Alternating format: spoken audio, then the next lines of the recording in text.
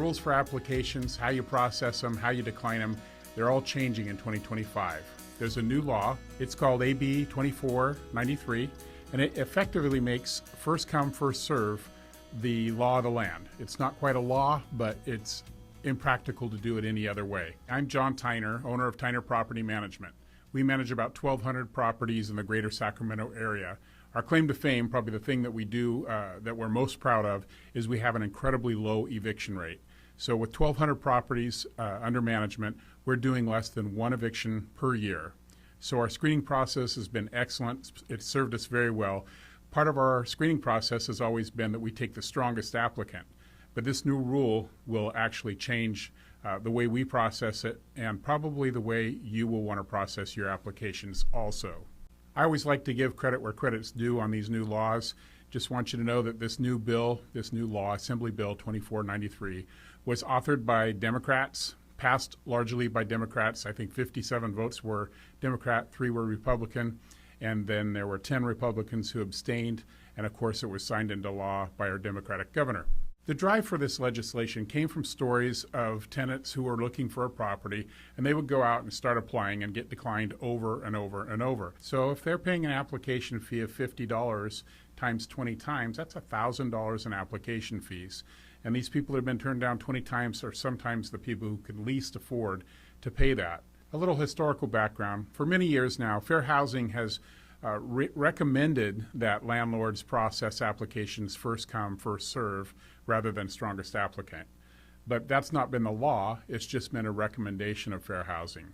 So as long as you applied all the rules fairly and equally between applicants, you are allowed to choose the strongest applicant. I'd been audited a few times on this and won every time. They said that we were okay because we were very even-handed in how we applied our screening criteria to all applicants. Technically, AB 2493 does not say that you can't have a strongest applicant policy, but it does say that if you have anything other than a first come, first serve screening basis policy for your applications, then you must refund every bit of the application fee to every applicant that you decline. That requirement makes it pretty cost prohibitive not to make your policy first come, first serve. AB 2493 says that landlords can only charge and keep an application fee if you have an application screening process that complies with all of the following. Number one, completed applications must be considered in the order that they are received, or in other words, first come, first served. Landlords must provide screening criteria in writing with the application, not after. So it's always best to give the tenant or the applicant your screening criteria so they know what you're going to be looking for before they apply. That's been a good policy for a long time, but now it's the law. Point number two, the first approved applicant who meets the screening criteria is approved for the tenancy. And number three, applicants are not charged an application fee until or unless they are actually considered. So don't charge applications in advance of even having a property to show them or rent to them. Number four is that number three is not considered a violation if the landlord or property manager inadvertently collects an application fee from an applicant as the result of multiple concurrent applications being submitted, so long as the landlord or property manager provides an application fee refund within 7 days. There's an exception made when a tenant and landlord agree to use the application for another property for consideration. Then, if they don't qualify for that second property, the landlord can keep the application fee. So if a landlord meets all four of those criteria, they can then keep the application fee even when the tenant is declined. So if you want to retain a strongest applicant policy, you can. Just understand that you have to apply that screening criteria equally to everybody who comes through the door. But then you must refund every application fee for every declined applicant regardless of the reason. There's also some timelines in this law. The refund must go back to the tenant within 7 days of you selecting a different applicant or 30 days of when the application was first submitted, whichever is first. As I read AB 2493, my thought was, I'll just not charge application fees and I'll keep my strongest applicant policy. So here's the way the numbers break down for us. We process about 2,400 credit reports at $19 each. That's about $46,000. And then I have a full-time person who's very good, very efficient, and she processes all of our applications, run the runs the landlord references, verifies the incomes, and her cost to the company is about $74,000 a year. So when you put those two together, you're right at the $120,000 in revenues that we collect from application fees. We run on incredibly thin margins, so we are economically forced to move to first come, first served process. So is AB 2493 really best for landlords? I don't think so, but maybe. Let me talk about both sides of that a little bit. When you have a strongest applicant policy, you're able to pick between a good applicant and a great applicant. And sometimes the great applicant is a much better choice for the landlord. So in that sense, I don't think it's better for landlords. For example, say you had a property that was $2,500 a month and you had a minimum credit score of 700 and you require 3 times the rent. Somebody may come in that just barely meets all 3 of those criteria. And then right behind them, maybe the next day, someone else wanted to apply, maybe before you finished up the first one, and they had an 820 credit score. And they had 5 times the monthly rent and income, and they had no consumer debt, whereas the other one had quite a bit. So a much lower risk. I think it's best for the landlords to choose the strongest applicant. But now with this new policy, you really are kind of forced to choose the first one through the door. So in that sense, it's not better. On the maybe or yes side of this being good for landlords, there's also the consideration that it's becoming increasingly dangerous from a legal standpoint for landlords to be accused of civil rights violation, fair housing violation.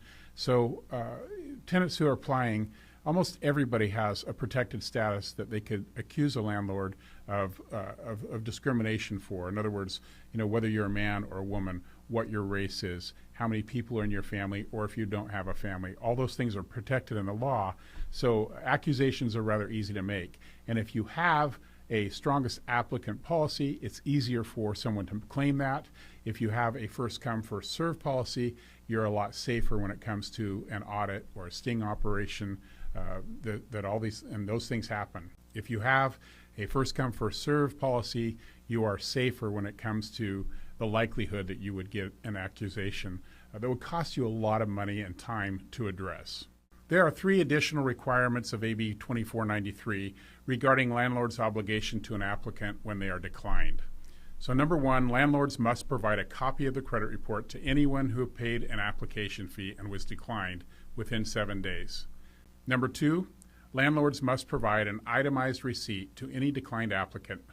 The receipt must list out-of-pocket expenses and the time spent to obtain and process the information about the applicant. And number 3, property managers or landlords must refund any unused portion of the application fee. For example, if a landlord did not pull a credit report, you can't charge them for that credit report.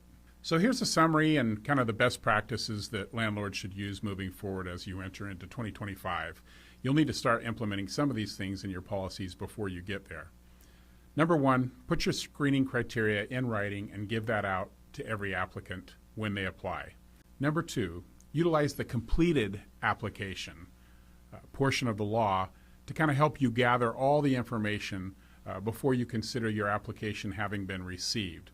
So if you require, for example, that tenants give you ID or verification of employment, verification of income, if some of those things are required and it's in your policies that that's what it takes to have a completed application, you can wait until you have all the documents you need to consider that one in and for the time clock to start running on the first come, first serve process. So we often find that applicants who are the slowest to get us the supporting documents are the ones who kind of have a story and they want to tell you the story. And the better applicants sometimes just give you everything that you need, which is pretty helpful in this process. Number 3, create a receipt that shows applicants exactly how their application fee will be used. How much the credit report's going to cost, how much of it is human time to verify things, if you run a criminal background check. All those aspects add up in terms of time and sometimes cost. So give them that when they apply. Number 4, provide credit reports to every applicant you decline. Make that your policy. Do it every time. And number 5, provide a refund of any unused portion of your application fee. So if you haven't spent the time or money to do some aspects of it and it doesn't add up to the whole application fee, then you need to give them back a refund on that portion that was unused. I will include a link to AB 2493 in the comments below. So as always, if you found this helpful, please like and subscribe because we have a lot more valuable information. There's quite a few new laws coming down in 2025, and we want to make sure that you understand exactly what those are. By means of disclosure, I want you to know that I am not an attorney. Tyner Property Management is not a law firm. If you need help with a legal matter, please seek advice from an attorney or a law firm. If you need some help with your rental and you'd like to hire Tyner Property Management, please reach out to us by calling 916-974-6003 or by email, which is info, at tyner.com, or check us out on our website, which is also tyner.com. Thanks so much. Have a great day.